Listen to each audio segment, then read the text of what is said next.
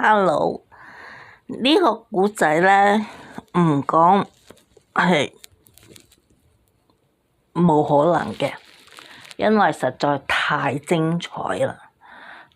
佢亦都將佛門所講嘅覺悟呢樣嘢 enlightenment，將佢具體化咗，等我哋知道究竟係點樣嘅一回事呢？嗱，話說咧，古代咧喺個山上面咧就有個廟嘅，廟入邊咧就有個老和尚同埋一個好細嘅小和尚。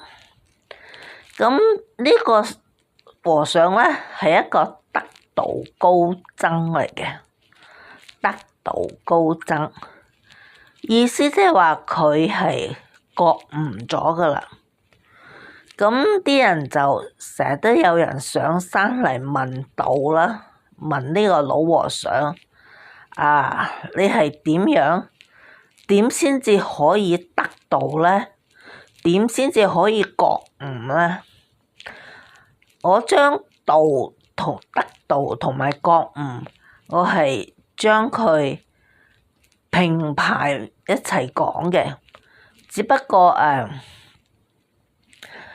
覺悟咧就係佛教嘅講法，得道咧係道教同埋儒家嘅思想嘅講法，佢哋所指嘅都係同一樣嘢，就係思想上面嘅更加高嘅一個層次啦。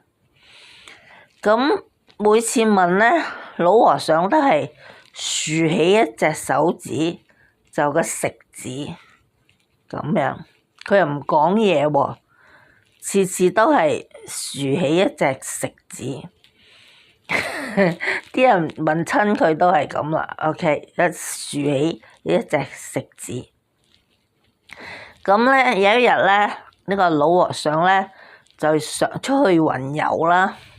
咁佢同個小和尚講啦：我咧就去旅行啦，你咧就睇住門口啊，咁啊，咁啊，咁啲人咁啊繼續嚟問道啦。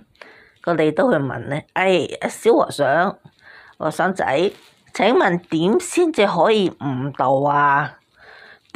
可以覺悟啊？